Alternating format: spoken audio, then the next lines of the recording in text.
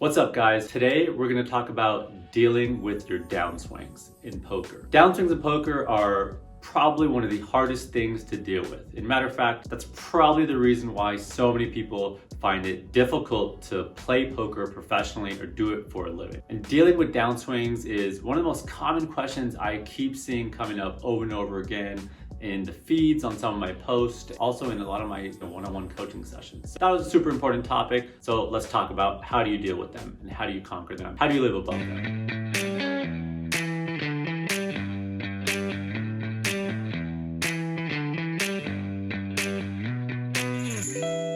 So let's kind of break down dealing with downswings into a couple different categories. First, let's talk about expectation, because one of the craziest things is that people come into playing poker tournaments not expecting to have swings. And of course, downswings are relevant in cash games and in tournaments. They're a lot crazier in tournaments. Tournaments are much higher variance in cash games. That said, there's definitely variance in both. Someone who's playing cash games for a living could downswing for maybe 3 months. This is assuming someone's playing every day, 40 hours a week type thing. Whereas in live tournaments, you can downswing for years. So I play a very full live schedule. And when I'm on tour hardcore, I'm playing about 100 live tournaments a year, which is a lot, almost a tournament every 3 days. You really need somewhere close to 1,000 tournaments before you start to realize your actual ROI. And that's for live poker. If we're talking about online poker, where the edges are smaller and the structures are faster, you probably need thousands of tournaments before realizing something close to your ROI. Just to kind of break that down a little bit, if you're playing online poker, you could probably get through your downswing within a year and make sure you're profitable by the end of the year. If it's just live tournaments and you're playing 100 a year, it could take years. And if you're playing cash games live, it could be a matter of months to get through downswings. So it's important to understand that expectation so that when you're running bad, you're not surprised. And now that you know that that's the reality, you can come in prepared for that type of downswing. I'll give you a couple examples of some things I do. With live tournaments, I write out my schedule for the next 6 months. On a spreadsheet, I have all my different buy-ins. I might not know for sure that I'm playing all those, but it gives me a rough sample of what kind of buy-ins I could expect, how many tournaments I'm going to be playing. And then I do some rough estimations of, okay, if I run really bad, how much can I lose in these 6 months? I take that out of my bankroll. So when I have a spreadsheet where I track my bankroll, I give myself a buy-in rule where, depending on if you're playing as a professional or a recreational, your buy-in rule might be different. Could be anywhere from 50 buy-ins to 300 buy-ins. 300 buy-ins might be something like someone playing online tournaments, high stakes with smaller edges. If you're playing much softer tournaments online, lower stakes, you can probably lower that to 200 buy-ins, even 150 buy-ins. For live poker, it's going to be somewhere in that 100 to 150 buy-in range as well. Again, this is for someone who's playing as a professional. So if you're playing recreationally, you can have a more liberal bankroll requirement. And if you are playing for a living where you cannot afford to go broke, then you need to have a more conservative buy-in rule. This is going to vary whether we're talking about online poker, a live poker, how high stakes you're playing, what the edges are. I'll leave some resources at the bottom of this video so that you can kind of see the differences between someone playing online versus live, recreationally versus pro. But at least it's important to understand those variables, because someone who's playing recreationally,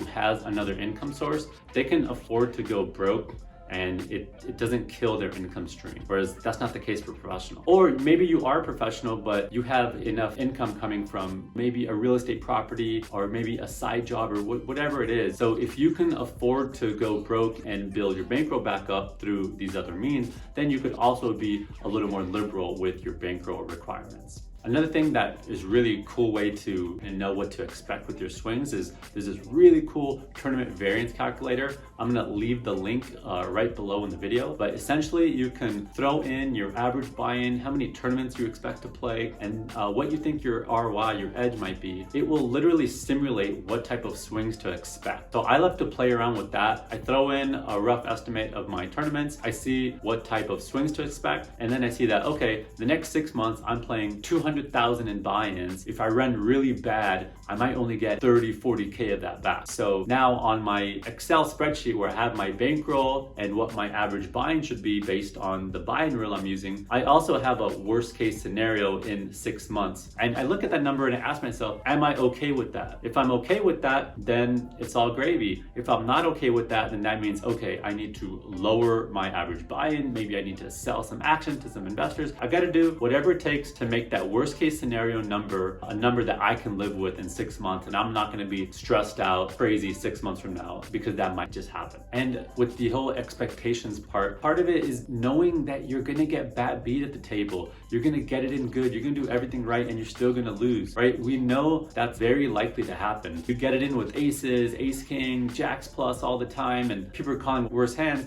You're still only maybe a 60, 70, max 80% chance to win, which means a lot of times that 20, 30% your opponent has is gonna hit. And when you're in a tournament, you gotta go through those situations 20, 30 times. You're actually a big favorite that one of those landmines is gonna get you and knock you out the tournament. So we know that's likely to happen, but we still get surprised when that happens and we still complain and bitch about it, which is crazy, right? So really, you gotta have the expectation from the beginning that you're a favorite to get bad beat, you're a favorite to get sucked out on. Variance is real, and once you kind of accept that, and then you've also done the math to know what that looks like, now you're gonna be in a better position to kind of deal with the emotional part of it. So now let's talk about the second part, which is managing your emotions. First and foremost, the most important thing is to not get too high when you're running good. When someone's in the middle of a session, whether it's a tournament or cash game, and they're doing really well, you get super excited, start texting pictures to your friends, or you're cheering at the table, and then all of a sudden you get bad beat, right? Which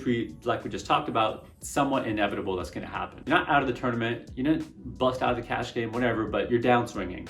So now you're gonna feel like crap because you were just so high.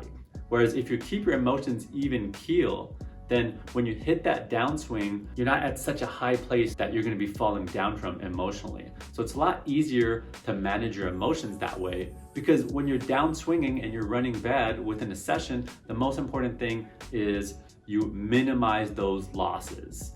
And you're pot controlling, you're doing everything you can to maximize wins when you're upswinging and minimizing losses when you're downswinging. And if your emotions aren't in check, they're going up and down and you're all over the place, you're not gonna be able to focus on those things, right? We only have so much energy that we can put towards focusing on something. And we're gonna be focusing on how we're getting unlucky and we're getting bad beat, or we hate this guy who's playing so bad. If you're focusing on those things that don't matter, they're not in your control, then you don't have much energy left to focus on the things you're supposed to be paying attention to, which are, hey, is there anything I could have done better? Am I minimizing my losses? Am I maximizing my wins? You know, am I paying attention to spots that I misplayed, that I want to write down, that I want to review after the session so that I can improve next session? Whether you win or you lose in your session, it doesn't matter. You're always making mistakes and there's always room to play better. And you got to stay laser focused on that, regardless of if you're winning tons or losing tons. It's that process that you have to trust.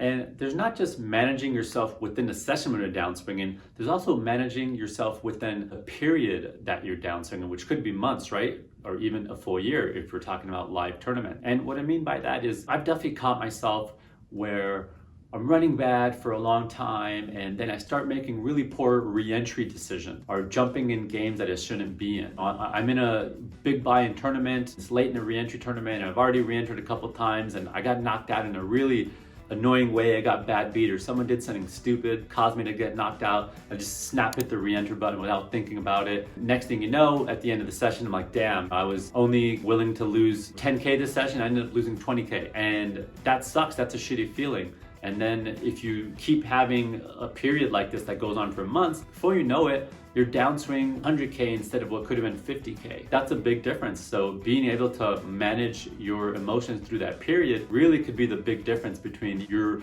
bankroll surviving that downswing and not surviving it. So some things I like to do, for example, when I'm playing online poker, is at the end of my session, I try to ask myself, am I happy with how I played? Am I happy with my re-entry decisions, with my game selection today?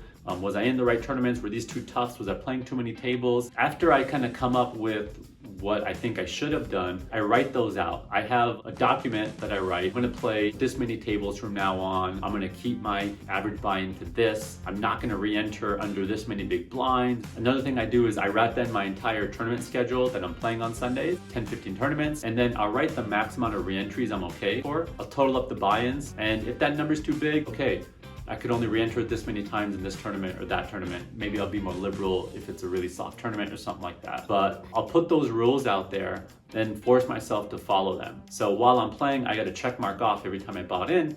And now if I see that I hit my limit, I'm like, okay, I can't do that. So that's one way I keep myself in check. If there's something I find myself impulsively doing that I just can't get myself to follow, I'll get a little sticky note. I write down 2 or 3 things that I really want to remember. It might even be something strategy related to stop doing, or stop being on your phone or talking to friends while you're in the middle of a session, because sometimes I'll find myself doing that. Next thing you know, I'm in like 2 big pots and I messed up because I wasn't focused and I had like 6 seconds to act, talking about online poker right now, obviously. So I'll get a little sticky note. I'll write down like a couple things that are really important to me that I want to remember, and I'll snap it right on my screen so it's right in my face, and when I sit down at my computer, I remember those things. Or it might even be reminding myself to do an awareness exercise, breathing exercise, things I need to do to detail, whatever.